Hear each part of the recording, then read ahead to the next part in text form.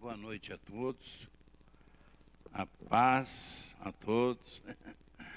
Esse é o ensino de Jesus, né? Quando ele disse, saudai-vos uns aos outros com a paz. E os judeus obedecem isso até hoje. Os judeus se encontram com o outro, é shalom, né? Saudação com a paz. A paz que Jesus nos deixou. Ele disse, a minha paz vos dou, a minha paz vos deixo. Não a dou como o mundo a dá. Porque a paz que o mundo oferece, ela é passageira, efêmera. Mas a paz que Jesus nos dá, ela é perfeita, é duradoura, né? Então é essa paz que nós cristãos desfrutamos dessa paz porque temos aceitado a Jesus, o príncipe da paz. Então essa paz sempre vai estar em nossa vida. Por mais difícil, às vezes, os momentos que a gente está passando, mas se nós tivermos aquela confiança em Jesus, nós vamos estar em paz em qualquer circunstância. Nós, então, essa noite vamos dar continuidade a esse estudo, é bastante longo, né? Estudar escatologia, estudar os acontecimentos futuros, vai exigir um pouco de tempo, um pouco, né, de paciência da nossa parte e, acima de tudo, desejo, alegria por aprender mais da palavra de Deus, né? A Bíblia diz o seguinte, que um povo, o profeta, né? Ele diz, o meu povo foi destruído, está sendo destruído porque lhe falta conhecimento. Então, a falta de conhecimento, às vezes, é prejudicial para a nossa vida espiritual. Por isso, meus irmãos, que nós temos prazer, o salmista já dizia, bem-aventurado, quer dizer, é felicíssimo, é muito feliz, aquele que tem prazer na lei do Senhor e na sua lei medita de dia e de noite. Aqui a maioria conhece bem a lavoura, sabe que um solo causticante e pouca umidade mata a planta, né? Mas a comparação que Jesus deu é o seguinte, aquele que é ouvinte da palavra, medita na lei do Senhor de dia e de noite, diz que é como a árvore plantada junto a ribeiros de água. Pode ser o sol mais causticante que venha sobre as folhas, mas as folhas permanecem verdejantes, porque as raízes estão lá de Jesus Então, se você é, né, filho de Deus, salva-te a ti mesmo, salva a nós. E o outro xingou ele, diz, não, você não sabe o que está dizendo, nós estamos aqui na cruz, porque nós somos, né, erramos, nós transgredimos as leis, nós somos culpados, por isso estamos aqui na cruz. Mas esse que está aqui no meio de nós, nenhum mal fez. E aí ele ainda se dirige para Jesus e diz, lembra-te de mim quando entrares no teu reino. E o que Jesus disse para ele? Hoje mesmo estarás comigo no paraíso. Então, paraíso não é uma denota, paraíso não é um continho aí de fada, não. Paraíso é realidade, é onde as almas vão até o dia que a alma vai reencontrar com o corpo que foi sepultado e agora vai subir junto ao encontro de Jesus nos ares. Então, meus irmãos, esse limbus, então, é uma invenção também. E tem ainda o limbus infantil. Foi a pergunta que foi feita na reunião passada, ao estado da criança. Então, esse ensino do limbus infantil, ele diz, a palavra infantus refere-se à criança. Na doutrina romana, havia no Seol, Hades, um lugar especial de habitação das almas de todas as crianças não batizadas. Então, as crianças que não eram batizadas no ensino católico e morria, aquela criança morria naquele estado, ia para o limbus. Mas não tem base bíblica esse ensino. Então, ainda não é estado intermediário às reencarnações. Não é um lugar de migrações e perambulações espaciais. Os espíritas gostam de usar o texto de Lucas 16, 22 a 23, para afirmarem que os mortos podem ajudar os vivos. Mas Jesus, ao ensinar sobre esse assunto, declarou que era impossível que Lázaro ou algum outro que estivesse no paraíso saísse daquele lugar para entregar mensagem aos familiares do rico. Jesus disse que os vivos tinham a lei e os profetas. Os vivos, hoje ainda, né, têm a lei e os profetas, que é a palavra de Deus. E é ela que ensina, né, tudo como vai ser o futuro. Os mortos não podiam sair de seus lugares para se comunicarem com os vivos. É isso que a Bíblia relata naquela parábola, naquela história. Alguns até dizem que é uma parábola, outros dizem que não é parábola do rico e do Lázaro. Os que afirmam que não é parábola, porque faz referência a nome de pessoas. E parábola não teria isso, né? Mas não importa, meus irmãos, se é uma parábola ou é uma realidade que Jesus tinha conhecimento e usou para ensinar esse ponto sobre o estado intermediário, né? Depois que a pessoa falece. Então, vamos recapitular. O estado intermediário não é purgatório, não é limbus patrium, não é limbus infantis e não é também estado de reencarnação. Então, aqui fica todas essas teorias refutadas porque não tem apoio bíblico. Então, se não é nada disso, o estado intermediário, o que é o estado intermediário? Agora nós podemos ver ali, né? O que é o estado intermediário? É uma habitação espiritual fixa e temporal. Não vai ficar para sempre no paraíso, não. É só uma passagem. Estou falando a respeito do cristão. Então é uma habitação espiritual, né? É a alma, é o espírito que vai habitar nesse lugar. E é fixa e é temporal. Biblicamente, o estado intermediário é um modo de existir entre a morte física e a ressurreição final do corpo sepultado. Hoje nós vamos ver que há duas ressurreições, né? Uma que vai ocorrer dos salvos, que vai ocorrer no arrebatamento da igreja, concomitantemente com o arrebatamento, até antes mesmo dos vivos ser transformado, e a outra que vai ocorrer lá quando se instalará o trono branco, que é para julgamento dos ímpios, aqueles que morreram em pecado, né, sem aceitar a salvação que Jesus oferece. Então, é um estado intermediário, é um modo de existir entre a morte física e a ressurreição final do corpo sepultado.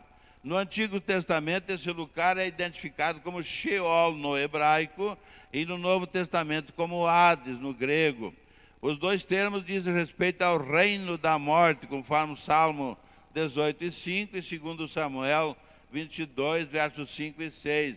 É um lugar espiritual, então repetimos, é um lugar espiritual, corpo não está lá, né, só a alma e o espírito, em que as almas e espírito dos mortos habitam fixamente até que seus corpos sejam ressuscitados para a vida eterna ou para a perdição eterna, né? Nessas duas ressurreições, a primeira ressurreição que vai haver no arrebatamento da igreja vai ressuscitar para a vida eterna. Agora, os ímpios que morreram, né, então eles vão ressuscitar lá para a perdição eterna. E o estado das almas e espíritos fora dos seus corpos, aguardando o tempo em que terão de comparecer perante Deus, né? A Bíblia diz que o salvo, quando Jesus vier nas nuvens, nós vamos aprender também quando estudarmos sobre a vinda de Jesus, que a vinda de Jesus se dará, né, em duas fases. A primeira vinda passou, a segunda vinda se dará em duas fases. Uma fase é o arrebatamento dos salvos e a outra fase é ele vir em glória, né, para estabelecer o reino milenial ali em Jerusalém, juntamente com a igreja que já foi arrebatada. Então, aqui é o que nós vemos, então, que é o estado das almas e espíritos, né, fora dos seus corpos, aguardando o tempo em que terão de comparecer perante Deus. Então, os salvos, quando a igreja for arrebatada, nos ares, vai ser instalado um trono, né? Um trono, e ali vão ser julgados. O salvo vai ser julgado não para receber condenação, porque o autor da carta, Paulo escrevendo aos Romanos, ele disse: nenhuma condenação há para os que estão em Cristo Jesus. Então, por que vai ser estabelecido esse tribunal, esse trono ali nos ares? Vai ser estabelecido para o cristão receber galardão, receber prêmio. Sabe o que é isso? Nós aqui, enquanto estamos aqui, nós devemos trabalhar na obra de Deus e fazer com alegria e fazer de uma forma não... vai depender da motivação com que nós fazemos a obra de Deus. Como nós cantamos e tocamos para honrar a Deus, para glorificar a Deus, ou é porque eu quero também aparecer, né? Então, a motivação é que vai fazer com que, naquele dia desse trono do tribunal de Cristo, que é chamado, nós vamos receber prêmios. O cristão, o salvo, vai receber prêmio, galardão, né? Conforme ele foi a motivação do trabalho que ele fez na obra de Deus. Então, esse é um dos julgamentos. Vamos ver, continuando ainda, o que é, então, o estado intermediário. Então, diz aqui, é um lugar de consciência ativa e ação racional. Segundo Jesus descreveu, esse lugar, né, o rico e Lázaro participaram. Vamos ver. É um lugar de consciência ativa e ação racional. Segundo Jesus descreveu, esse lugar, o rico e Lázaro participam de uma conversação no Sheol e Hades, né? Ou Hades. Então aqui Sheol hebraico, né? E Hades grego. Todos sabem que o Novo Testamento foi escrito em grego e o Velho Testamento foi escrito em hebraico. Então, por isso que os originais, né? Os originais. Então, por isso que está sempre as duas palavras, mas tem o mesmo sentido, estando apenas em lados diferentes, conforme está escrito lá em Lucas 16, versos 19 a 31. O apóstolo Paulo descreve-o, no que tange aos salvos, como um lugar de comunhão com o Senhor. Não é, então, um lugar onde a pessoa está esquecida, não. O paraíso é um lugar onde ele está desfrutando de uma comunhão com Deus, da comunhão com Jesus, né? A Bíblia denomina-o como um lugar de consolação e também seio de Abraão, ou paraíso, conforme aqueles textos bíblicos todos ali. Se fosse um lugar neutro para as almas e espíritos dos mortos, não haveria razão para Jesus identificá-lo com os nomes que deu. Da mesma forma, o lugar de tormento não teria razão de ser se não houvesse consciência naquele lugar. Rejeita-se, segundo a Bíblia, a teoria de que o Sheol Hades é um lugar de repouso inconsciente. A Bíblia fala dos crentes falecidos como os que dormem no Senhor. E aí tem essas referências, 1 Coríntios 15, 3 e 1 Tessalonicenses 4 e 13. E isso não refere-se a uma forma de dormir inconsciente, mas de repouso, de descanso. As atividades restantes no Sheol, Hades, não implicam que os mortos possam sair daquele lugar, mas que são retidos até a ressurreição de seus corpos para apresentarem-se perante o Senhor. Então deu para entender aqui? Então nesse lugar que para os salvos se chama paraíso, né? Então esse lugar é um lugar onde a pessoa está de maneira consciente. Ali quando, nessa parábola, nesse relato de Jesus, do rico e do Lázaro, né? O rico foi para o Hades, foi lá para um lugar de sofrimento, o Lázaro foi para o seio de Abraão. Mas entre esses dois lugares havia um abismo. Então, quando o rico pediu para que o pai Abraão mandasse o Lázaro molhar a ponta do dedo, eu fico pensando, né?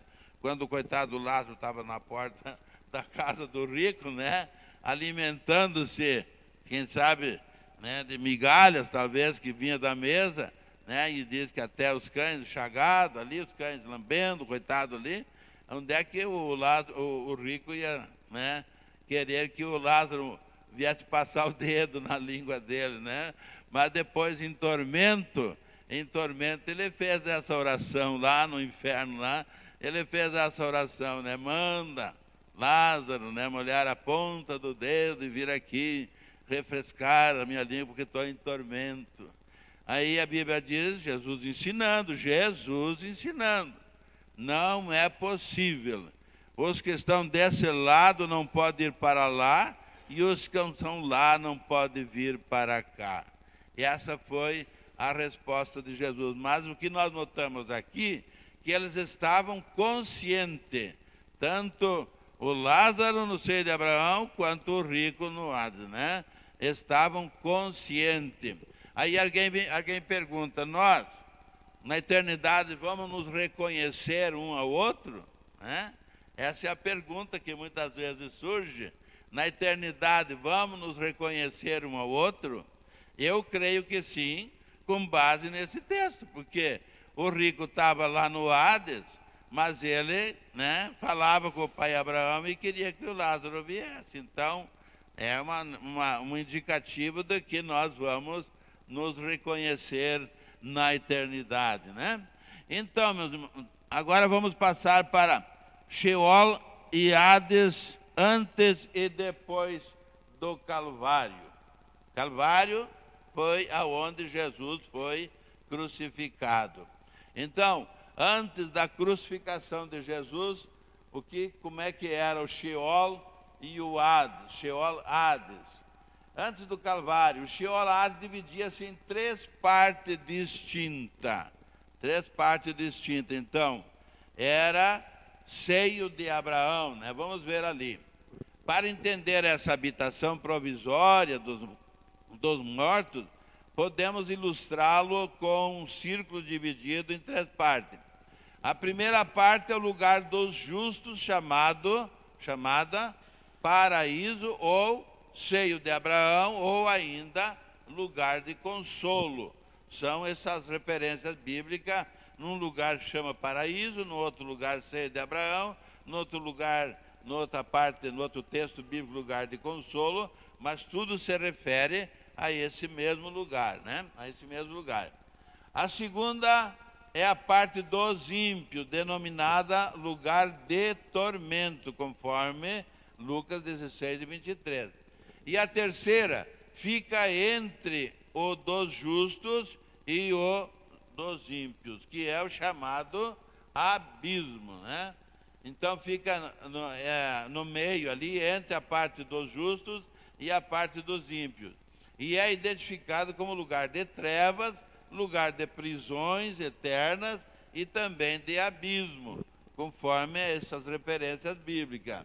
Nessa terceira parte, foi aprisionada uma classe de anjos caídos, a qual não sai desse abismo, senão quando Deus permitir nos dias da grande tribulação, conforme Apocalipse 9, do verso 1 ao 12. Não há qualquer possibilidade de contato com esses espíritos caídos, habitantes do poço do abismo. Sabe o que é? O que aconteceu? Quando Lúcifer, né, quando Satanás, Lúcifer, antes dele ser diabo, antes dele ser Satanás, ele era um anjo de luz, era o anjo mais proeminente no céu. E aí, mas ele provocou uma rebelião, porque ele queria assumir o lugar de Deus. E houve aquela rebelião, e milhares de anjos acompanharam ele naquela rebelião. E ele foi destronado. Satanás estava lá no céu, mas ele foi jogado para baixo, né? E tantos anjos que acompanharam ele nessa rebelião, se tornaram demônios. E hoje, né, nós não vemos com esses olhos físicos, mas nós entendemos pela palavra de Deus que os ares muitas vezes estão infestados com legiões de demônios. E às vezes até a nossa oração é impedida, nós não sentimos que a oração sobe ao trono da graça de Deus, porque às vezes há esse empecilho. Mas vamos continuando a clamar, né?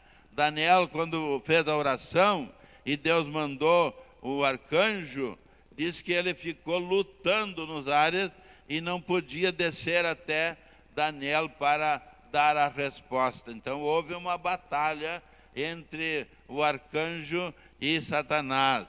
Irmãos, mas então aqui o que interessa para nós aqui, que não há possibilidade de contato com esses espíritos caídos, que são esses demônios que estão no poço do abismo. Deu para entender? Deu para entender essa parte aí? Então, antes do Calvário era assim, 3 lugares, né? Lugar do salvo, lugar dos ímpios e o abismo no meio. Mas agora, depois do Calvário houve uma mudança dentro do mundo das almas e espírito dos mortos após o evento do Calvário. Quando Cristo enfrentou a morte e a sepultura e as venceu, efetuou uma mudança radical no Sheol Hades. A parte do paraíso, que era então seio de Abraão, o que aconteceu? Foi transladada para o terceiro céu na presença de Deus. Aí se cumpre, aí está exatamente aquele texto na Bíblia que diz que Jesus, descendo às partes mais baixas da terra, levou cativo o cativeiro. Levou aquele lugar, né, que era então o seio de Abraão, até então, levou e transformou em paraíso. E aquelas almas que tinham morrido até então, agora não estão mais embaixo, mas estão na antessala. O que diz aqui, como é que diz ali? Quando Cristo enfrentou a morte, a parte do paraíso foi transladada para o terceiro céu, na presença de Deus, separando-se completamente das partes inferiores, onde continuam os ímpios mortos. Somente os justos gozam dessa mudança em esperança pelo dia final, quando esse estado temporário se acabará e viverão para sempre com o Senhor num corpo espiritual ressurreto. Amém? Que promessa! Vocês não se alegram, irmão, de nós ter essa promessa, que o nosso corpo não vai ficar ali, né? Mas um dia vai subir à presença de Jesus. Jesus, eu fico pensando naquele texto, quando Jesus estava por se despedir dos seus discípulos, tinha cumprido o seu ministério terreno, e ele estava por se despedir dos seus discípulos, que ele havia, né, convidado para lhe auxiliar no seu ministério. E aí os discípulos estão tristonhos, porque vai haver uma separação entre eles e o Mestre. E aí Jesus, entendendo e compreendendo e vendo a tristeza dos discípulos, o que Jesus disse? Não se turbe o vosso coração. Credes em Deus, credes também em mim. Na casa de meu Pai há muitas moradas. Se não fosse assim, eu vou-lo teria dito. eu vou preparar lugar. E se eu for e vou preparar lugar, eu virei outra vez e vos levarei para que estar comigo para sempre. Que promessa tem para o cristão que é fiel? Esta promessa maravilhosa. Então nós vimos aqui que o Sheol, tanto antes do Calvário como depois do Calvário. Vamos ver se recapitulamos. Antes, Sheol, né? Hades e Poço do Abismo. Estavam todos juntos, né? Como citou ali o círculo dividido em 3 partes. Uma parte, né, era o lugar das almas dos ímpios e outra parte o lugar dos salvos. E o abismo no meio. Isso até o Calvário.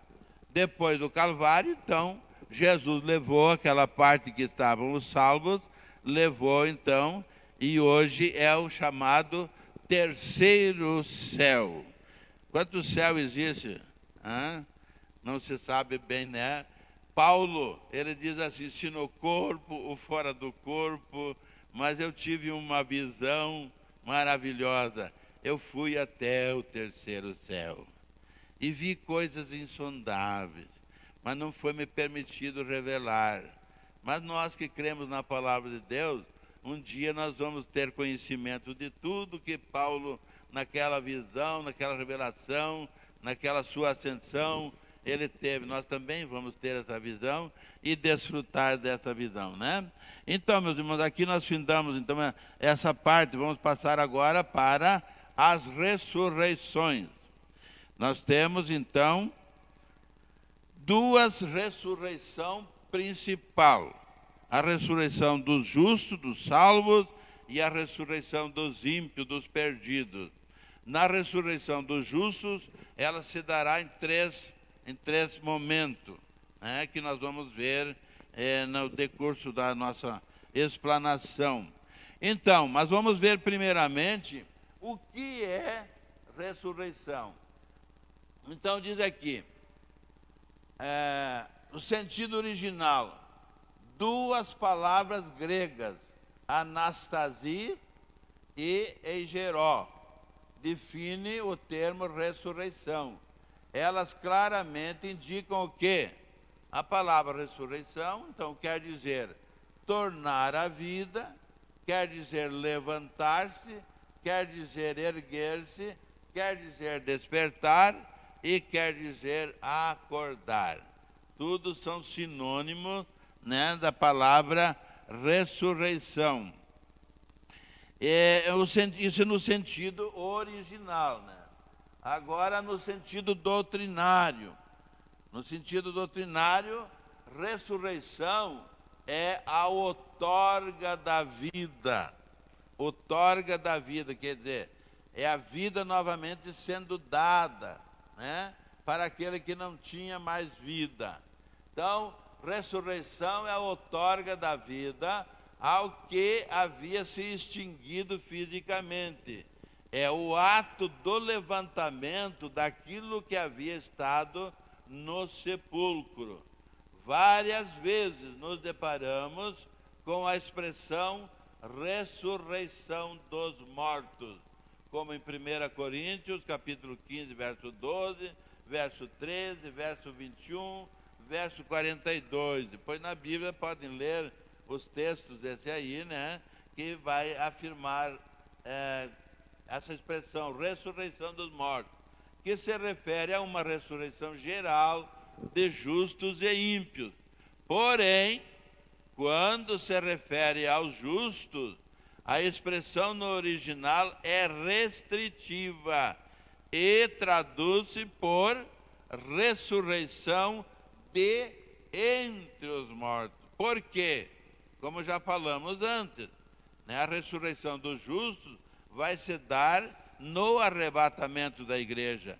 Como os ímpios não vão ressuscitar nesse momento, então o que acontece? Os justos estão sendo ressuscitados dentre outros mortos que vão continuar naquele lugar, né? Então, ressurreição de entre os mortos. A expressão de entre os mortos quer dizer os mortos tirados do meio de outros mortos. Qual é os outros mortos que não vão ressuscitar nessa primeira ressurreição? Exatamente os perdidos, os ímpios, os que não creram, não receberam, não aceitaram a Jesus como seu Salvador. Agora, caráter geral da ressurreição. Primeiro vamos ver no Antigo Testamento. Vários personagens importantes da história do Antigo Testamento demonstram sua confiança e crença na ressurreição. Abraão cria na ressurreição. Quando? Gênesis 22:5, que registra aquele episódio, né, de Deus ter pedido o filho Isaque, né, o único filho que Abraão teve e a sua esposa tiveram, concebidos, né, na idade avançadíssima, que não tinha mais condições, mas foi um milagre que Deus operou, e aí nasceu o filho Isaque. E Isaque, até a palavra Isaque quer dizer riso, alegria.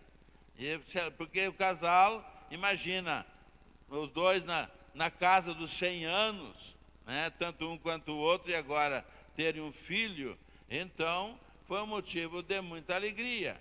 E aquele filho, segundo a promessa de Deus, era para ser, né, da descendência daquele filho, vir uma pessoa, um descendente, que seria, né, traria a bênção para todas as nações, que era exatamente a pessoa de Jesus.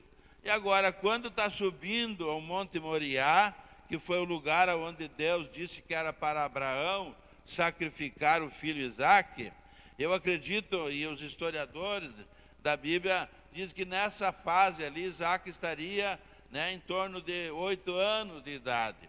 Então era um guri muito inteligente e já tinha assistido seu pai a oferecer outras vezes outro sacrifício. E agora, quando estão subindo, né, o Monte Moriá para lá, o Isaque ser imolado e ser queimado, ser oferecido em holocausto a Deus, aí agora ele pergunta para o pai: pai, eu estou vendo que estamos levando a lenha, eu estou vendo que estamos levando o cutelo, eu estou vendo que estamos levando tudo isso, mas não estou vendo o cordeiro. Não estão levando o cordeiro? E aí o que Abraão disse para Isaque? Meu filho, cordeiro para si Deus proverá. Abraão sabia no seu coração que ele tinha que imolar o seu próprio filho, mas ele não revelou para Isaque ali naquele momento. Por quê? Porque ele cria que mesmo depois dele ter matado Isaque, ter degolado Isaque ter sido queimado, o Isaque ia ressuscitar. Então, Abraão cria na ressurreição, né? E ali nós temos ali todos esses textos bíblicos de Hebreus 11, 17 a 19, o Jó, capítulo 19, 25 a 27. Aí um dos filhos de Coré era um cantor, e ele fez um salmo muito bonito, que está lá no capítulo, aliás, no número 49, verso 15, né? É sobre a ressurreição. O profeta Isaías cria e profetizava sobre a ressurreição. Daniel, profeta e estadista, declarou sua crença na ressurreição. E Oséias, um profeta destacado em Israel, também fez o mesmo. Então, isso são, né, o caráter geral da ressurreição no Antigo Testamento. Agora nós temos também o caráter geral da ressurreição no Novo Testamento. O que diz o Novo Testamento? Sabe que a Bíblia está em duas partes, né? Primeira parte, 36 livros. Segunda parte, 27 livros. Soma 33, 36 mais 27, dá quantos livros a Bíblia? Então dá 66, né? Tá, Velho Testamento, Novo Testamento. Novo Testamento começa iniciando os registros da vida de Jesus e segue até o Apocalipse, então. Ali agora o que diz o Novo Testamento a respeito da doutrina da ressurreição. A doutrina da ressurreição foi declarada e ensinada por Jesus em seu ministério terrestre. E aí João, o apóstolo João, escreveu as palavras de Jesus nesse capítulo 5, 28 e 29. Esse texto até é lido muitas vezes num ato de sepultamento, né, de um cristão, quando se leva à sepultura, antes de baixar à sepultura, é lido esse texto bíblico aí, porque é uma esperança do salvo, que aquele corpo que está sendo deixado ali na sepultura não vai permanecer para sempre ali. O texto bíblico diz que vai chegar o dia que ele vai ressuscitar daquele lugar, né? Isso foi palavras de Jesus, e João registrou aí no capítulo 5, depois nós temos o capítulo 6, todos aqueles versículos. O evangelista Lucas também registrou no capítulo 14 e no capítulo 20. É ensinada e reafirmada pelos apóstolos e os pais da igreja primitiva, conforme Atos capítulo 4, verso 2. Em Atenas, na Grécia, Paulo pregou a Jesus Cristo e a sua ressurreição naquele discurso que ele fez no Areópago, em Atenas, na Grécia, né? Quando Paulo fez aquele brilhante exposição, que ele andou visitando lá os lugares, lá e viu, né, um túmulo destinado a um deus, o outro túmulo a outro deus, outro túmulo a outro deus, e até que ele chegou num túmulo que dizia assim: ao Deus desconhecido, o Deus que ninguém... Podia ser que havia mais um Deus, mas que os gregos não conheciam, mas destinaram igual um túmulo, aliás, um altar para aquele Deus desconhecido. E Paulo usou esse texto, essa passagem, esse registro ali, como um tema de uma grande mensagem que ele pregou, né, sobre a ressurreição. Então, aos Tessalonicenses também, aos Coríntios, Tessalonicenses, perante o governador Félix, o apóstolo João não só relatou o ensino de Cristo sobre a ressurreição, mas ele mesmo ensinou sobre o assunto. Então, nós vimos aqui caráter geral da ressurreição, tanto no Antigo Testamento quanto no Novo. Agora nós temos alguns exemplos bíblicos de ressurreições literais. Exemplos bíblicos de ressurreições literais. No Antigo Testamento nós temos a história dramática da ressurreição do filho da mulher sunamita, através da oração do profeta Eliseu. Essa história é bem linda, não sei se já ouviram falar, o tempo também não permite nós explicar, né? Mas a mulher não tinha filhos, ela sempre atendia bem o profeta quando passava ali. Aí um dia, né, o profeta foi e disse para o jovem que acompanhava ele, né, o que ele poderia agradecer àquela família pelo benefício, pela maneira como era tratado. E aí o jovem disse: ela não tem filho, ele não tem filho. E aí então, né, houve aquela promessa do profeta que eles iam ter filho, mas depois o filho veio e morreu. Então aí vem o caso, né, o caso esse do Antigo Testamento, a história dramática da ressurreição. Depois irmãos podem ler em 2 Reis, capítulo 4, 32 e 37. Há um caso posterior mais impressionante. Esse aqui eu fico pensando. Veja o que é um mistério. Existe mistério em todas as coisas, né? Esse caso aqui, o profeta Eliseu já havia morrido. E a Bíblia diz que ele morreu de uma enfermidade. Analisem bem as coisas, como Deus tem a maneira de agir que nós não entendemos. São mistérios que estão na palavra de Deus, que não entendemos. Mas a Bíblia também diz o seguinte, lá em Deuteronômio, capítulo 29, verso 29, diz que as coisas reveladas são para o nosso conhecimento. Agora, aquelas coisas que ainda não foi revelada para nós, um dia vai ser revelado. Quando chegarmos lá, na eternidade, vamos ter conhecimento de todas as coisas, né? Hoje o nosso conhecimento é limitado. Esse caso aqui é impressionante. O profeta Eliseu já havia morrido e sido sepultado. e um grupo de moabitas, para fugir de uma perseguição inimiga, lançou o seu morto na cova onde estavam os restos mortais de Eliseu. Ao tocar os ossos do profeta, o morto reviveu e se levantou sobre os seus pés. Está registrado lá em 2 Reis. É um caso assim, né, que chama a atenção. Até uma vez eu escrevi para um grande pastor a respeito da minha mãe. Estava enferma, e bastante enferma, e nós orávamos para que Jesus curasse ela, e a enfermidade se agravava mais, e eu queria muito bem minha mãe. Escrevi uma carta para esse pastor, explicando, né, a situação, o problema, e esse pastor então me respondeu que a vida do cristão está nas mãos de Deus, e Deus sabe o dia certo da nossa chamada, né? Deus sabe o dia da nossa chamada.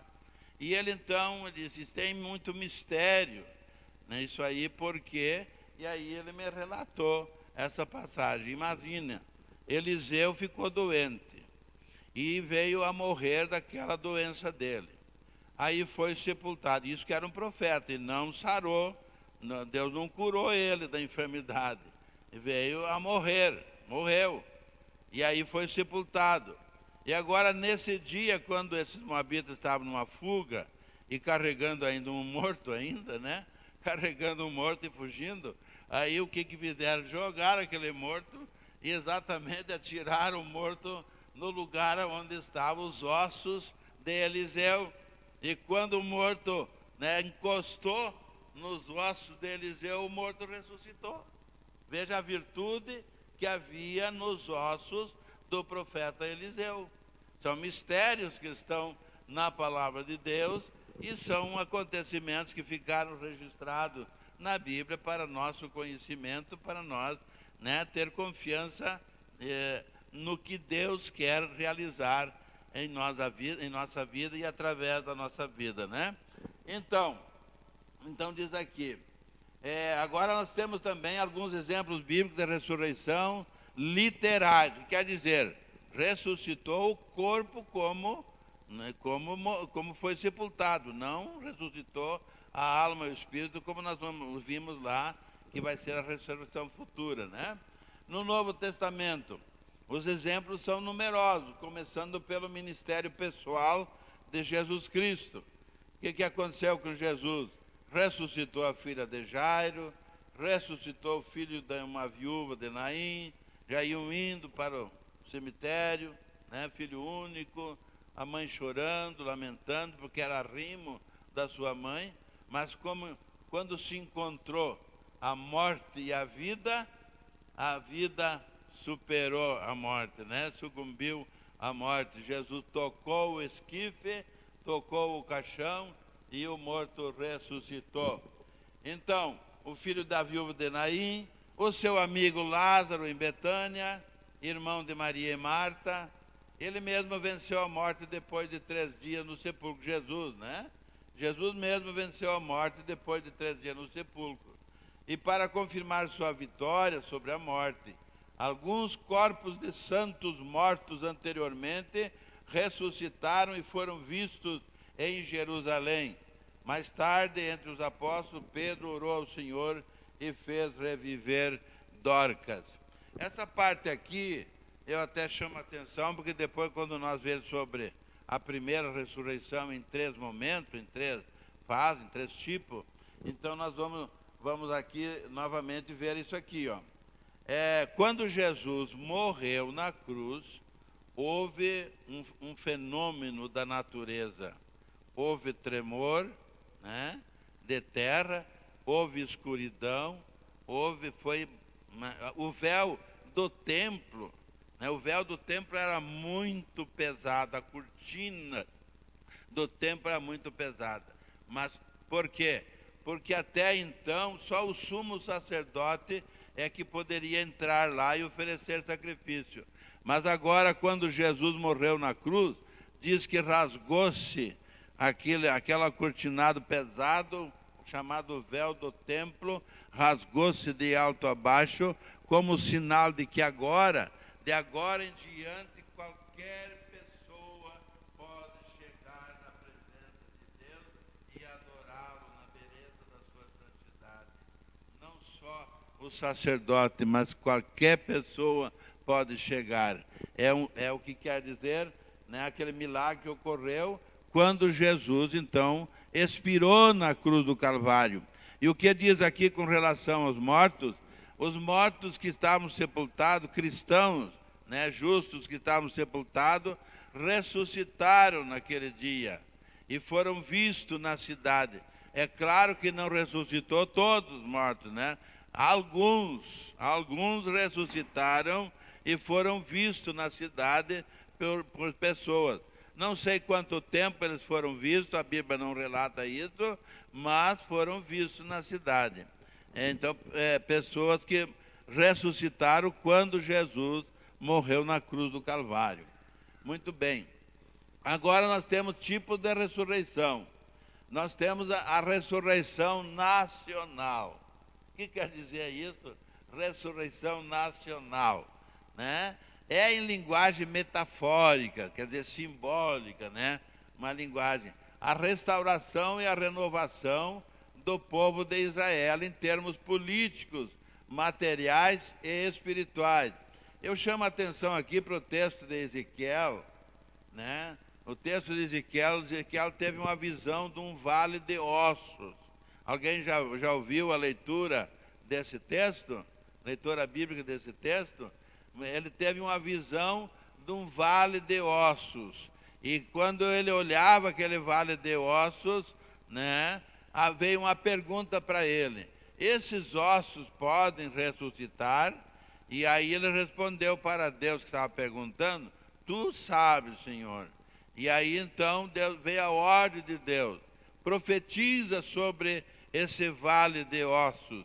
E aí ele profetizou sobre o vale de ossos e diz que um osso começou a procurar o outro osso, né? Imagine todos os ossos espalhados assim, né? E agora cada osso procurando o seu lugar para formar o corpo. E a Bíblia diz que formou um grande exército, aquele vale de ossos. Isso foi uma ressurreição nacional e metafórica, porque simbolizava a nação de Israel. A nação de Israel que estava comparada como aquele vale de ossos, né, espalhado, né, pelo mundo todo, mas agora eles se juntaram novamente e formou um grande exército. Então usa a expressão a ressurreição nacional, uma linguagem metafórica, né, que quer dizer isso. É a renovação do povo de Israel em termos políticos, materiais e espirituais. O cumprimento cabal da profecia relativa à ressurreição nacional acontecerá na vinda pessoal do Messias, o Senhor Jesus Cristo, conforme Zacarias, capítulo 14, versos 1 a 5. Agora nós temos a ressurreição espiritual. Refere-se também, metaforicamente, a um renascimento espiritual dos que, tendo estado mortos em delitos e pecados, foram vivificados espiritualmente, conforme Romanos 6 e 4. Há, no entanto, um sentido literal dessa ressurreição no que tange à ressurreição corporal. Porém, o aspecto físico da ressurreição diz respeito aos corpos levantados da sepultura, os quais sofrerão uma metamorfose, isto é, uma transformação do físico para o espiritual.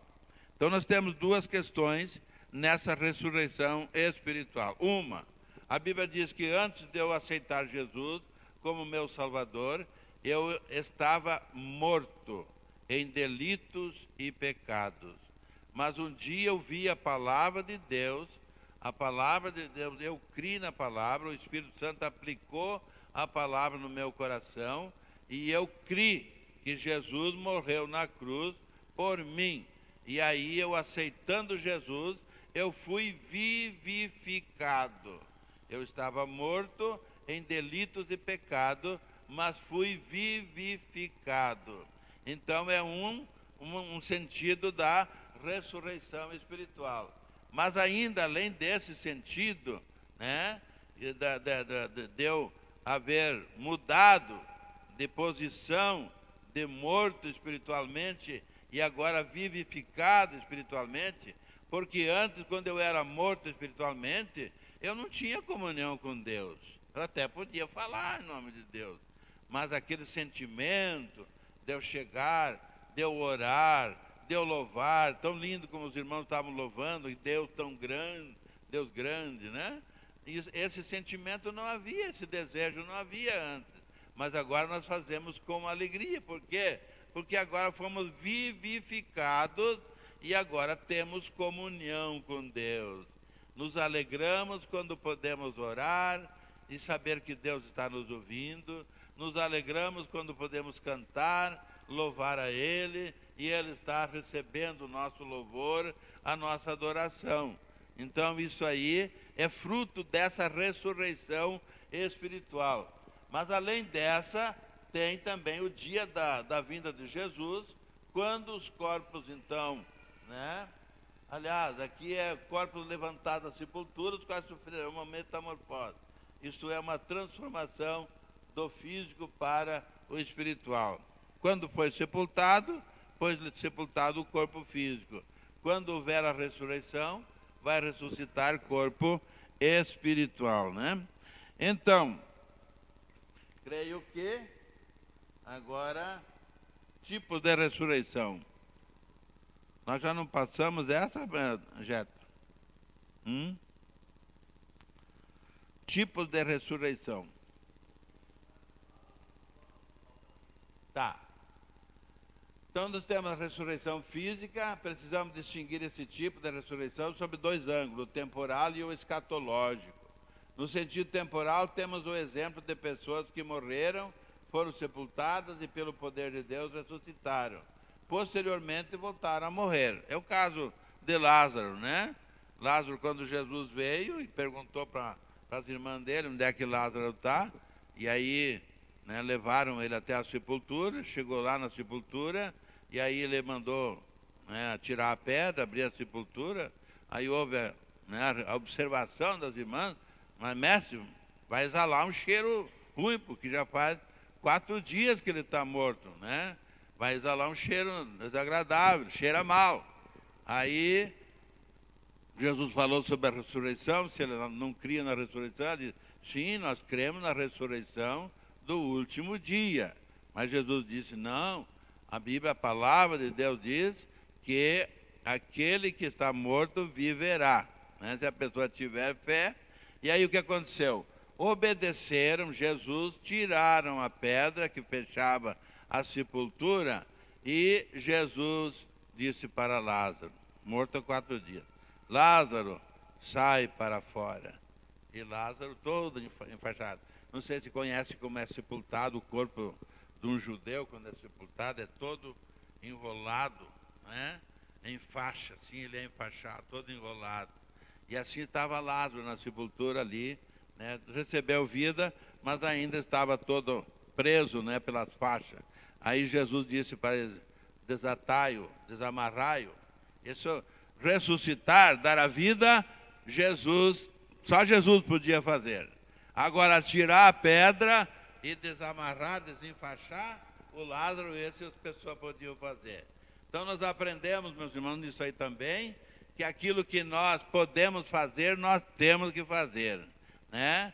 Deus vai fazer aquilo que foge à nossa capacidade. Isso pertence a Ele, né? Então, o temporal e o escatológico.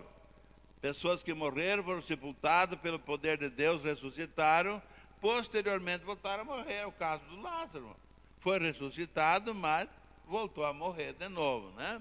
Então, tem todos esses textos. No sentido escatológico, tanto os justos quanto os ímpios vão ressuscitar fisicamente. Os justos levantar-se-ão do seu sepulcro na vinda do Senhor. Os ímpios se levantarão, não com os santos, mas no fim de todas as coisas, no juízo final. Então, A primeira ressurreição, o tempo, divide-se em 3 fases. Isso que eu queria explicar para os irmãos. A primeira ressurreição, nós temos 2 ressurreições. A primeira ressurreição é a ressurreição dos justos. A segunda ressurreição é a ressurreição dos ímpios. O tempo, quando vai ocorrer? A primeira ressurreição, no arrebatamento da igreja. O apóstolo Paulo diz que no soar da trombeta, os que morreram em Cristo ressuscitarão primeiro, depois nós que estivermos vivos, teremos nosso corpo transformado e juntos, mortos ressuscitados e vivos transformados, nos encontraremos nos ares, então, perante o tribunal de Cristo, né? Então, aqui, como diz aqui, divide-se em 3 fases distintas. A primeira fase refere-se à ressurreição de Cristo e de muitos santos do Antigo Testamento, identificado como as primícias dos mortos, que é aquela parte que nós lemos ali, né? Quando Cristo morreu na cruz, ressuscitaram muitos mortos, foram vistos na cidade. Aí Jesus e aqueles santos ressurretos são o primeiro molho do trigo colhido. Jesus foi o grão de trigo que caiu na terra, morreu e produziu muito fruto. Isso é, aquele grupo de pessoas de Mateus 27, versos 52 e 53, foi a primícia, o primeiro molho. A segunda fase refere-se à ressurreição dos mortos em Cristo na era neotestamentária, a qual se efetuará no chamamento especial por ocasião da volta do Senhor Jesus sobre as nuvens. A terceira fase da primeira ressurreição refere-se àqueles mortos no período da grande tribulação, os quais são chamados de mártires da grande tribulação. Refere-se ao restolho da ceifa, isto é, as respigas da colheita. Para quem planta trigo aí, sabe muito bem, né, a comparação que foi feita, né? Na colheita do trigo, primeiro se colhia os cachos que maduravam primeiro. Era chamada as primícias. Daquele trigo dos primeiros cachos que eram colhidos, né, era feita uma farinha que servia, fazia o bolo para os sacerdotes, os sacerdotes. Aí, depois das primícias dos primeiros cachos, vinha a colheita da safra principal. E aí depois ficavam espigas ainda, né, na lavoura, e vinham as pessoas então juntando as espigas. Então foi feita uma comparação da primeira ressurreição com a colheita. As primícias foi quando Jesus morreu e ressuscitaram aqueles santos e foram vistos na cidade. A colheita vai ser quando a igreja for arrebatada e os mortos vão ressuscitar, né, os que morreram em Cristo. E a terceira fase, então, dessa comparação com a colheita, os restolhos ou as espigas que ficaram ainda no campo lá e que vão ser juntados, são os mortos que vão morrer na grande tribulação. Eles não vão deixar receber a marca da besta, porque quem deixar se marcar, né, a marca da besta, esse está perdido definitivamente de Deus, né, separado de Deus. Então, aqueles que não se deixarem marcar, eles vão morrer também, mas vão ressuscitar, e vai ser então essa terceira etapa da primeira ressurreição. Agora vamos ver então a segunda, né? Bem, aqui nós temos ainda, creio que vamos passar aí para a segunda ressurreição, porque na primeira fala da natureza dos corpos, mas a hora está passando tão depressa, né? Agora nós temos a segunda ressurreição. O tempo, já sabemos que Jesus distinguiu 2 ressurreições, a dos justos e dos ímpios. Alguns intérpretes entendem a ressurreição dos mortos como um só evento, no mesmo tempo. Declaram que a única distinção é que uns ressuscitam para a vida e outros para a perdição. Entretanto, essa teoria é largamente refutada, não é aceita. Na verdade, o tempo da segunda ressurreição acontecerá no fim de todas as coisas, após o período do milênio na terra, quando haverá o juízo final diante do trono branco. Deu para ficar bem entendido essa parte aqui? Primeira ressurreição, segunda ressurreição. Primeira, então, tem aqueles 3 momentos, né? Uns já ressuscitaram quando Jesus morreu na cruz. Nós, a igreja que pertencemos, nós, quantas vezes levamos nossos irmãos à sepultura, mas eles são deixados lá nessa esperança que eles vão ressuscitar. E essa ressurreição vai acontecer na vinda de Jesus. E a terceira ressurreição, a terceira etapa, a terceira fase da primeira ressurreição, na grande tribulação. E depois a ressurreição, a última, então, que é a segunda ressurreição, a ressurreição, então, dos ímpios, né? A natureza dos corpos ressuscitados dos ímpios. Quanto à ressurreição, o processo será o mesmo que o dos justos. Seus corpos terão todas as partículas físicas reunidas e transformadas em corpos espirituais, mas sem qualquer glória. A glória é para o salvo em Jesus. A semelhança dos justos no Hades, as almas e espíritos se unirão aos seus corpos sepultados para serem julgados por suas obras.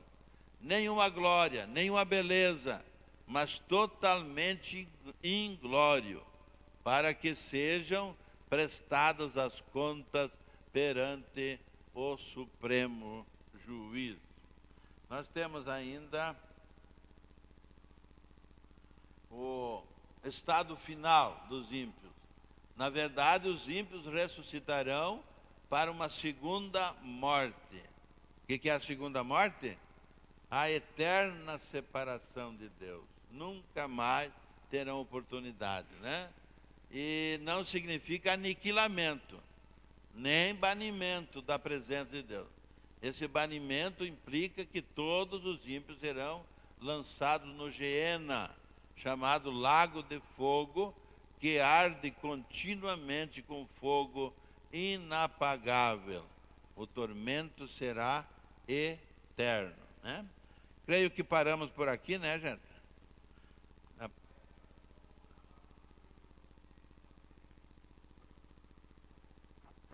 Eu não entendi bem o que ele falou.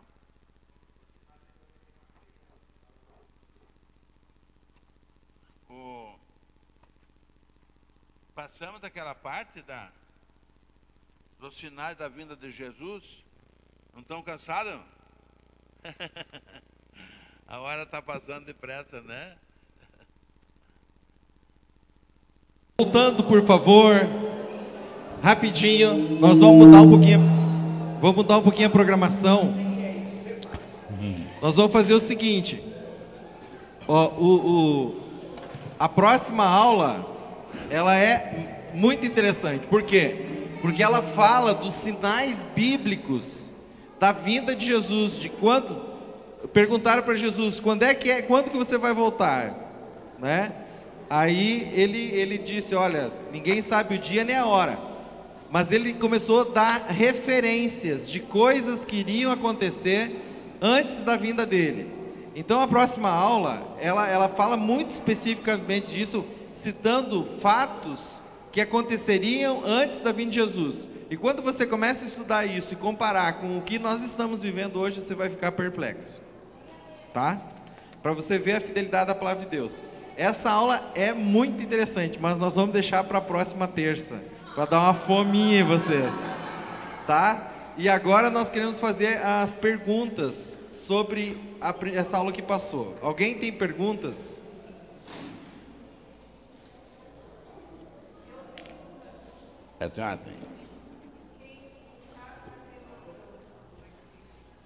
No caso da cremação. Cremado. No caso da cremação, quando uma pessoa é cremada, como que fica a questão da ressurreição dos corpos? Não importa. Não importa a forma como a pessoa morreu. Imagina alguém que morreu, vamos supor que o Ulisses Guimarães fosse salvo, tivesse salvo, e morreu. Ninguém achou o corpo dele, está no mar, peixe devoraram, desapareceu. Não importa a forma como a pessoa morreu, foi, né, onde o corpo dele estiver quando morreu. Deus, os mistérios de Deus são tão grandes, que né? O que nós sabemos pela palavra de Deus é que na ressurreição vai ressuscitar, não importa onde e como o corpo foi. Não é errado cremar. Como é que é? Se não é errado cremar. Não é errado. Não é. A Bíblia, biblicamente, a Bíblia diz assim: do pó fosse tomado e ao pó tornarás, né? Então, eu creio que biblicamente, né, eu não acho correto queimar. Mas, né, como se é um salvo, eu acredito que ele não vai pedir para ser queimado, né? Se é um justo, né? Mas se os familiares resolverem queimar ele, as cinzas dele depois vai ressuscitar ele perfeito, né? Nesse ponto, só para nós entender uma coisa, tem um texto bíblico que diz assim, que o fogo dará aos seus mortos, que a água dará, o mar dará aos seus mortos. Então a Bíblia é clara dizendo que aquele que morreu em Cristo Jesus, salvo, morreu no incêndio. Conheci um pastor chamado Luiz Antônio, morreu no incêndio do avião da TAM que caiu em São Paulo. Não acharam o corpo dele, não tinha nada lá, tá? Pegaram restos do arcado dentário que não queimou no fogo. A Bíblia diz que o fogo dará aos seus mortos, ou seja, o fogo vai ter que retornar, o corpo dele vai ser retomado pelo poder de Deus. Que mesma coisa acontece da água, quando a pessoa morre afogada, o caso que o pai citou do mar. Por que a gente entende que o morto, depois que ele morre, ele não decide nada, né, pessoal? Quem vai decidir vai ser os parentes, se vão enterrar, se vão cremar, né? Mas alguém que crê em Cristo Jesus, ele deve colocar para os seus familiares que ele não quer ser cremado. Por quê? Por que ele não quer ser cremado? Porque a Bíblia diz isso, que do pó viesse, ao pó voltará, né? E a prática da cremação está muito ligada com as religiões hinduístas, né? Então, todas essas questões. Toda a prática judaico-cristã, ela se fala do enterrar os seus mortos. Os seus mortos são enterrados, né? Então, os corpos, né? É nesse sentido. Por exemplo, eu creio e não desejo ser cremado, né? Então, o dia... Então, eu não... Vai ser os familiares que cremam, porque eles não sabem de nada. O morto não tem como decidir, né? Já morreu, né? O senhor já falou que não, o senhor não quer. Eu já falei, mas daí na minha palavra não... Quem é que é a próxima pergunta? Quando a gente estiver no céu, nós vamos ter toda a memória, ainda as lembranças que a gente viveu na terra, ainda a gente vai ter lá? Quando a gente estiver no céu. Quando estiver no céu, ainda vamos ter as lembranças da vida que a gente viveu na terra. nós vamos no céu, nós vamos estar numa outra dimensão, né? É corpo glorificado. Se nós vamos estar numa outra dimensão, nós não vamos ter lembrança de coisas aqui da terra, aqui, né? Vamos nos conhecer. Pela passagem, acho que nós lemos, do rico e do Lázaro, o Lázaro, a Bíblia não fala nada em relação ao Lázaro, que ele se lembrava da coisa na terra. Agora o ímpio, sim. O ímpio se lembrava dos irmãos dele que estavam na terra e queria que viessem, né, pregar para os irmãos dele, para não ir para o mesmo lugar que ele estava. Então, daí nós deduzimos que os salvos, os justos, que vão estar com o corpo glorificado, eu creio que não vão ter lembrança de coisas terrenas aqui. Agora, os ímpios, eu acredito, pelo que a gente vê no texto, que vão ter, né? Agora, nós vamos estar numa outra dimensão, nós reconhecemos um ao outro e tal, mas o pensamento, né, não é a mesma atitude que nós temos aqui, porque é uma atitude de um corpo glorificado agora, né? Tem uma pergunta de Tangará da Serra, Opa! no Mato Grosso. Diz assim: há diferença entre céu e reino dos céus? A Bíblia fala de salvação e ora fala de herdar o reino dos céus. Reino do céu é o que nós estamos vivendo aqui na terra. O reino estava lá no céu, aonde Deus reina. Agora, esse reino foi estendido até na terra. Jesus veio à terra, trouxe o reino do céu até nós. E agora então, enquanto a igreja estiver aqui, o reino do céu está até aqui na terra, né? Agora, quando a igreja for arrebatada, o reino volta a ser só no céu, né? Porque a igreja não está mais aqui, né? Só para complementar assim, ó, por exemplo, um país que tem um reino, né? Ele tem uma embaixada, e que num outro país em que lá tem embaixadores. Está clara essa visão? Assim é o reino dos céus. Nós pertencemos ao reino dos céus, porém estamos aqui nessa terra como embaixadores desse reino. Então esse reino, né, ele já está dentro de nós. Nós já podemos viver as benécias desse reino do céu. Só que esse reino do céu ele vai ser estabelecido por completo no milênio de paz, que quando Jesus vai vir então e estabelecer o seu reino sobre a Nova Jerusalém. A Nova Jerusalém vem do céu sobre a Jerusalém terrestre, e ali ele estabelece o reino de paz de Jesus durante 1000 anos sobre a terra. Então vai chegar um momento em que o reino dos céus ele também vai se manifestar como um Jesus rei de toda essa terra. E aí depois do julgamento lá, do final, a gente não sabe, tem a eternidade que vai ser muitas coisas que ainda Deus não revelou para nós. O que um pouco confunde ali é por causa que os evangelhos, né? Mateus era judeu, então escreveu o reino, né? Agora o outro já escreve reino de Deus, reino dos céus, reino de Deus, mas é tudo o mesmo, né? Reino de Deus é onde Deus reina, e reino do céu é onde Deus está, e lá é o reino dele, mas ele veio, estendeu esse reino até aqui na terra, e quem aceita Jesus hoje é um cidadão do reino do céu. Nós somos cidadãos do reino do céu. Só para ter mais uma que tem um pouco a ver com a pergunta que veio de Tangará, que diz assim, tá, mas a gente vai para o reino dos céus ou vai para o céu? A igreja, ela vai para o céu somente durante os 3 anos, durante as bodas do Cordeiro, que vai ser ali no período da grande tribulação, tá? Depois essa igreja volta com Cristo para estabelecer o reino aqui nessa terra. Então, nós vamos para o céu, mas nós não vamos ficar muito tempo lá, irmão. É 3 anos e meio no máximo. Depois nós voltamos para cá, mas com o corpo glorificado para estabelecer o reino dos céus aqui nessa terra. Aí depois da eternidade, não sei. Aí Deus o pode estado eterno é que ainda não está bem claro, né? Se vai ser nesse planeta Terra ou que o Deus tem preparado outro planeta para estabelecer, né, o estado eterno, né? Tem mais uma pergunta. A pergunta é o seguinte: em que momento se estabelece o juízo final? Depois do milênio, né? O trono branco é depois do milênio. Então, mais ou menos uma sequência, né? Arrebatamento da igreja, grande tribulação, e aí a grande tribulação, então, né, tem até teólogos assim que, né, porque é a última semana da profecia de Daniel, aquela semana profética, semana de anos, 7 anos, né? Aí, os primeiros períodos dos 7 anos, que é 3 anos e meio, Israel fará o pacto com o anticristo e haverá uma paz aparente aqui na terra. Mas quando o anticristo quiser assumir, né, o lugar do sacrifício, ser adorado como Deus, Israel não vai aceitar, e aí vai haver começa a grande tribulação para Israel. Então, alguns intérpretes dizem que a grande tribulação é 7 anos, outros dizem que a grande tribulação é só 3 anos e meio. Não importa, né?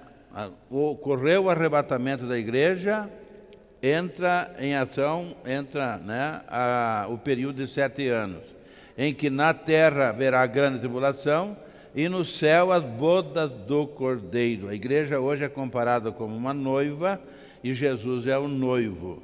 Esse encontro da noiva e o noivo vai ter uma festa muito grande chamada Bodas do Cordeiro, né? E essas bodas então é no céu. Enquanto no céu festa da boda dos cordeiros, na terra grande tribulação. Passou esse período, Jesus vem com a noiva que ele havia levado antes e estabelece o reino milenial. Daí é 1000 anos de paz na terra. Findou o milênio, é estabelecido o trono branco, quando vai ressuscitar os ímpios, então, para ser julgados aí, né? E esse juízo final é para quem? Para os ímpios principalmente, né? Porque o salvo já, nenhuma condenação há para os que estão em Cristo Jesus.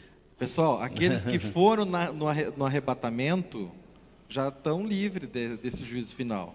E aqueles que não foram no arrebatamento, mas não se deixaram marcar pelo número da besta, que vão ser salvos na grande tribulação, também vão estar livres desse juízo final, né?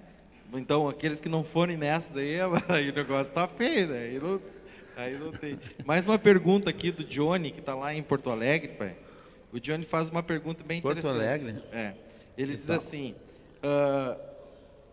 Mateus 17, verso 3, na transfiguração de Jesus, apareceu Elias e Moisés.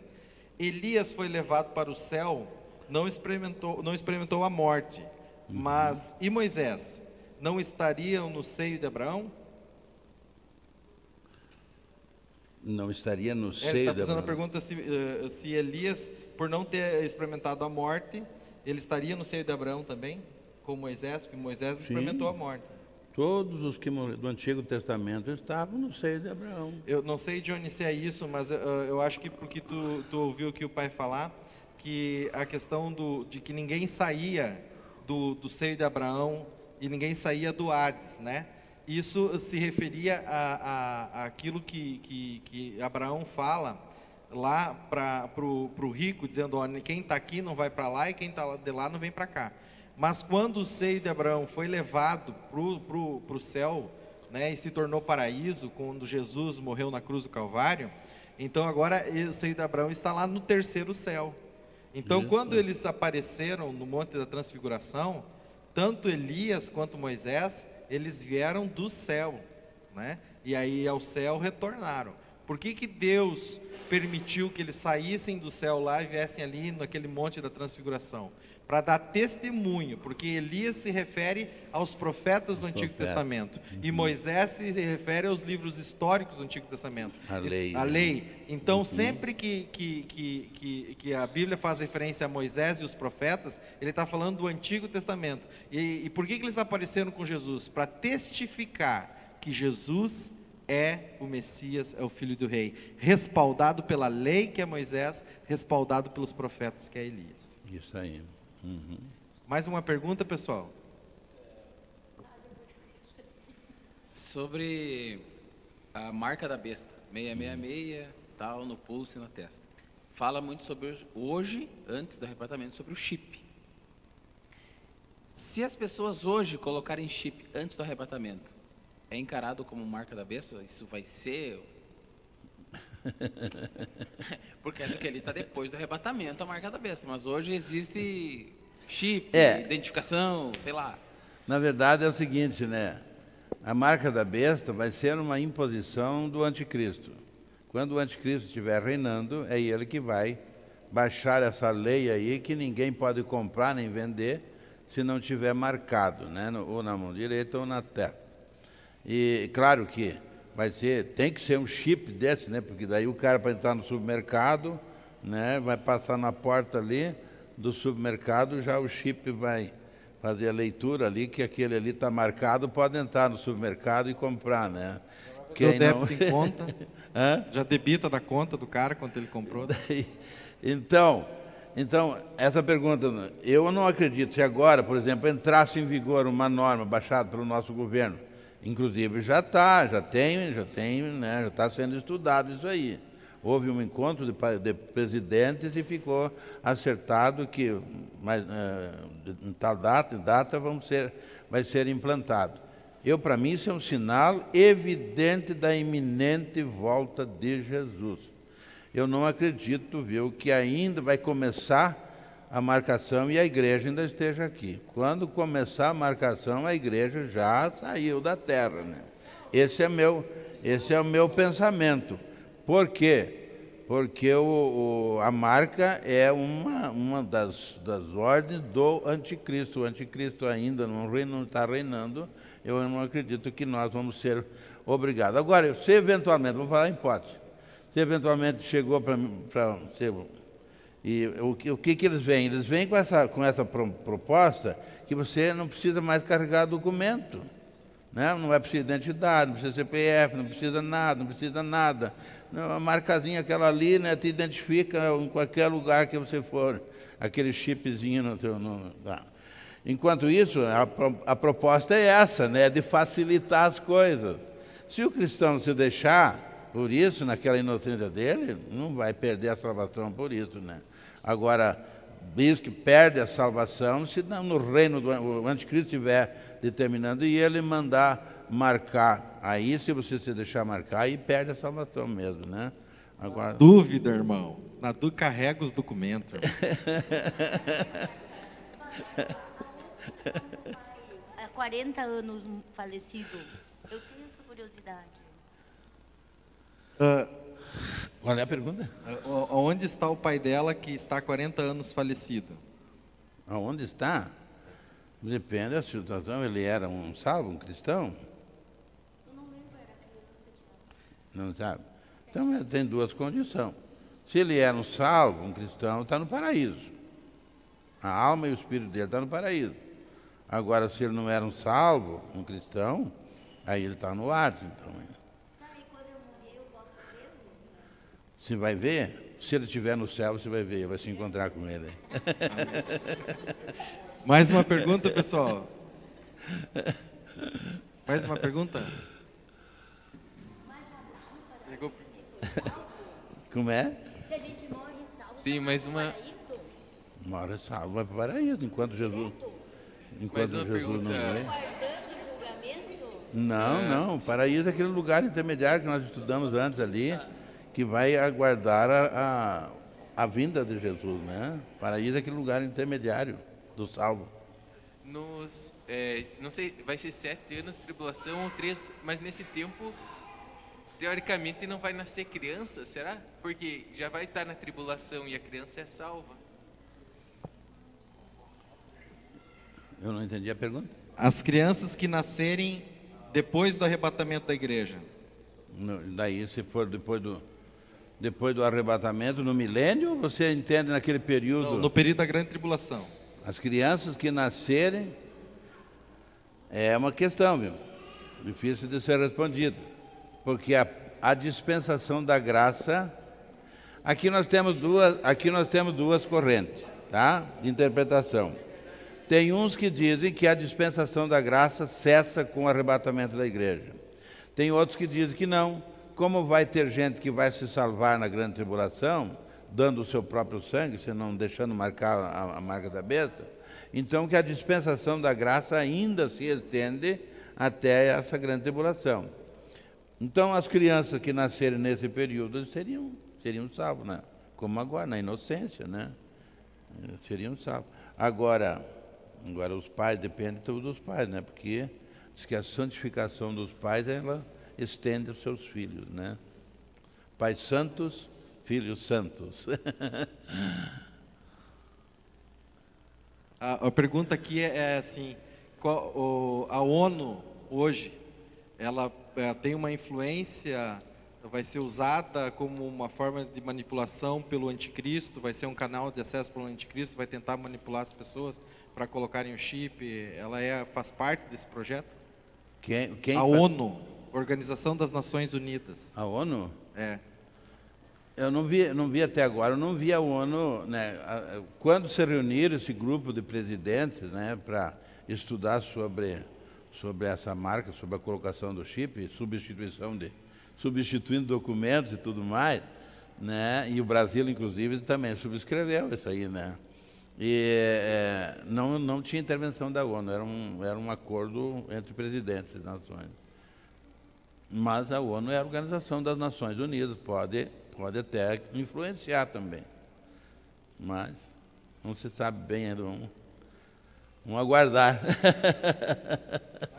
Mais alguma pergunta, pessoal? Hã? Ninguém vai perguntar quando é que Jesus vai voltar?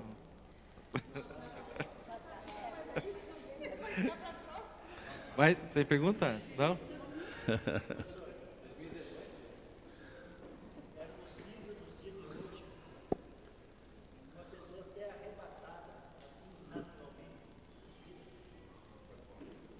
É possível, nos dias de hoje, uma pessoa ser arrebatada, seu espírito ser levado ao paraíso? Arrebatado, você diz assim, desaparecer e aparecer no... Arrebatamento de espírito, que nem Paulo. Ah, sim. Arrebatamento do espírito é possível, sim. Aquele momento em que o espírito, o corpo fica inerte e o espírito... Pode, é possível, sim. A gente entende que é possível porque o próprio Paulo faz um relato na palavra de Deus. Ele não diz que é ele, mas ele diz que conhece uma pessoa que não sei se no corpo, no fora do corpo. Ele sabe que ele foi levado até o terceiro céu e viu coisas inefáveis. Tá? Então, o que significa isso? Coisa que ele não tem como descrever. Ele viu coisas tão maravilhosas que ele não tem como descrever para nós. Então, o arrebatamento do espírito existe sim uma possibilidade, porque o próprio apóstolo Paulo faz um relato disso na palavra. O Espírito de Deus, agindo de uma forma muito intensa, né? Pode a pessoa também ter arrebatamento, né, de espírito. Tem alguma pergunta a mais, pessoal? Hã?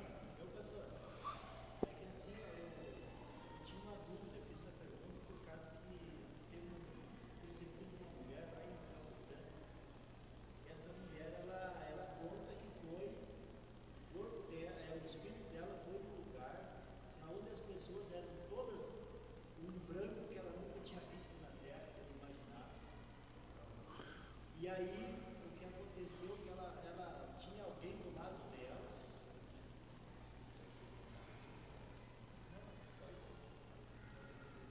O Muniz aqui está falando um testemunho, né? De uma pessoa, do arrebatamento, né? Mas sim, existe a possibilidade, né? Existe a possibilidade. Sim. Amém? Amados, amém? Vamos ficar em pé então?